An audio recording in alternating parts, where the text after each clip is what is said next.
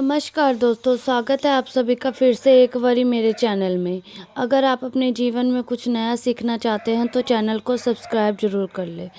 दोस्तों, पीपल एक ऐसा पौधा है जिसकी पूजा से बहुत ही चमत्कारी और बहुत ही शीघ्र लाभ प्राप्त होता है। ऐसा देखा गया है कि कोई मानव बहुत समय से बीमार है, बहुत परेशान है और वो पीपल में जल अर्पित करते हैं, बहुत ही शीघ्र उनको दवाइयाँ का लाभ होता है और वो स्वस्थ हो जाते हैं। आप रूप से परेशान हैं, शारीरिक रूप से परेशान हैं, मानसिक रूप से परेशान हैं, बहुत सारी और परेशानी है, तनाव में रहते हैं, चिंता में रहते हैं, कर्ज में डूबे ही रहते हैं, किसी भी प्रकार की आपको परेशानी हो, अगर आप पीपल की पूजा करते हैं तो पीपल में जल देते हैं, दीप दान करते हैं, परिक्रमा करते हैं तो आपके जीवन की समस्त समस्याएं बहुत शीघ्र ही भगवान श्री हरि विष्णु की कृपा से सब समाप्त हो जाता है। इस वर्ष को और भगवान श्री कृष्ण के स्वयं गीता में ये बात कही है कि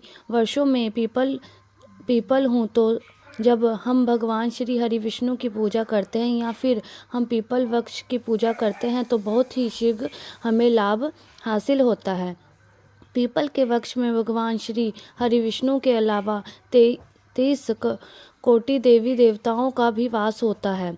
जो हमारे पितृ होते हैं, पूर्वज होते हैं, उनकी दिव्य आत्माएं भी पीपल के वृक्ष में निवास करती हैं। तो हम पीपल की पूजा करते हैं, बहुत ही शीघ्र चमत्कारी रूप से लाभ हासिल होता है। कारण क्या है? क्योंकि इस एकमात्र वृक्ष के पूजन से सभी देवी देवता का आशीर्वाद हमें हासिल होता है, भगवान श्री हरि विष्णु की कृपा हमें हासिल होती है और हमारे पूर्वज यानी जो हमारे पितृ होते हैं उनका भी आशीर्वाद हमें हासिल होता है। क्योंकि मात्र इस वर्ष के पूजन से हम सभी पूजा एक साथ कर लेते हैं, जो सबकी कृपा की हमें बहुत ही शीघ्र मिल जाती है। आज की वीडियो में हम आपको बात बताने वाले हैं एक बहुत ही चमत्कारी और अचूक उपाय के बारे में। लेकिन दोस्तों, उससे पहले अगर आपने के रिक्वेस्ट करते हैं आप वीडियो को लाइक और सब्सक्राइब जरूर करें दोस्तों, और इसको शेयर ज़रूर करें। अगर आप अभी हमारे चैनल में नए आए हैं तो चैनल को सब्सक्राइब भी करना ना भूलें। तो दोस्तों, शनिवार को सूर्य अस्त के बाद ये उपाय करना है और अगर आप शनिवार के दिन ये उपाय करते हैं तो मात्र एक शनिवार इस उपाय को करने से आपकी समस्त कामना पूर्ण हो जाती है।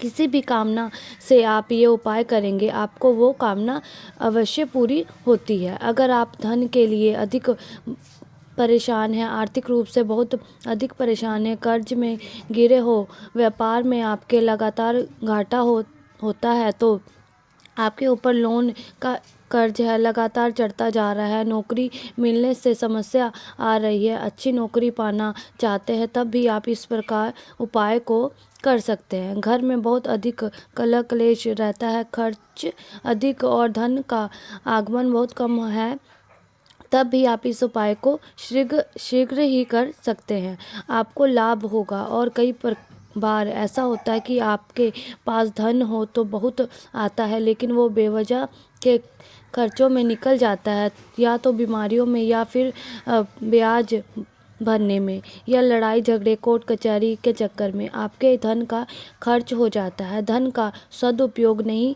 कर पाते हैं और जब भी आपको धन की आवश्यकता होती है तो आपको कर्ज लेना पड़ता है। अगर आप इससे परेशान हैं, मतलब धन के किसी भी प्रकार की समस्या से आप परेशान हैं, घर में क्लेश से परेशान है, तो इस उपाय को करें, शीघ्र ही आपको लाभ प्राप्त होगा, लक्ष्मी की अपार कृपा हासिल हो जाती है। इस उपाय को करने से धन संचय भी होता है, धन आगमन भी होता है, व्यापार में भी लाभ प्राप्त होता है, नौकरी की समस्या दूर होती है। बहुत ही अचूक उपाय है, आजमाया हुआ उपाय है। अगर आप विश्वास रखकर करें, आपका कोई भी काम हो अवश्य बनेगा।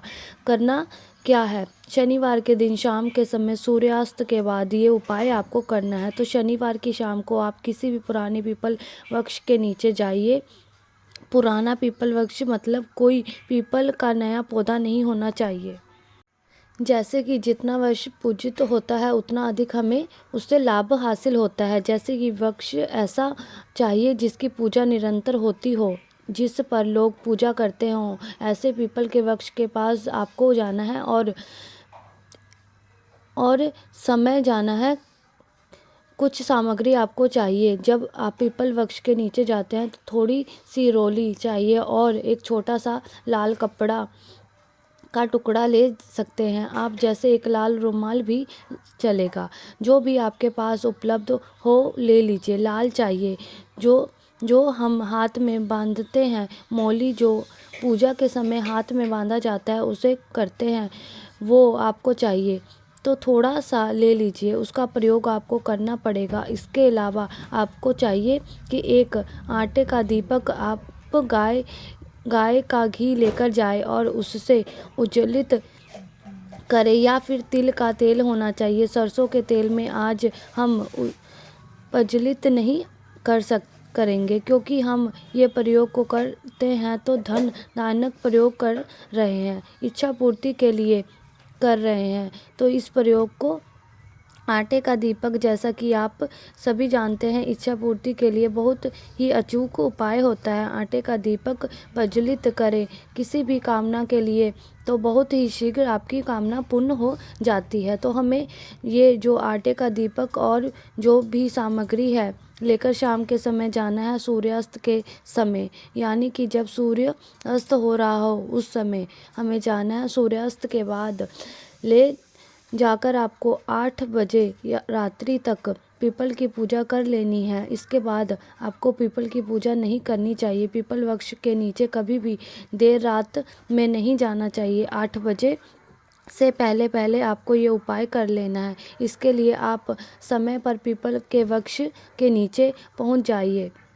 अब आपको क्या करना है, सर्वप्रथम जब आप पीपल के नीचे जाएं तो आप पीपल देवता को, पीपल वृक्ष को प्रणाम कीजिए। उसके बाद सभी देवी देवताओं को प्रणाम कीजिए। भगवान श्री हरि विष्णु को प्रणाम कीजिए, नमस्कार कीजिए। सभी जो हमारे पितृ पूर्वज होते हैं उन सबको हृदय से कीजिए नमस्कार। और उसके साथ ही आपको हनुमान जी को भी नमस्कार करना है, शनि देव को करना है। शनि का दिन है तो शनि देव को अवश्य नमस्कार करें और इसके साथ ही हनुमान जी को भी आपको आराधना करनी है। आटे का दीपक जो आप लेकर आए हैं पीपल वृक्ष के नीचे, वृक्ष की जड़ के पास जला दीजिए। उसके बाद आप एक बार हनुमान चालीसा का पाठ कर लीजिए। हनुमान जी का ध्यान करने मन से हनुमान को स्मरण करते हुए एक बार हनुमान चालीसा का पाठ कीजिए। और जब 8 आपका पाठ पूरा हो जाता है तब आपको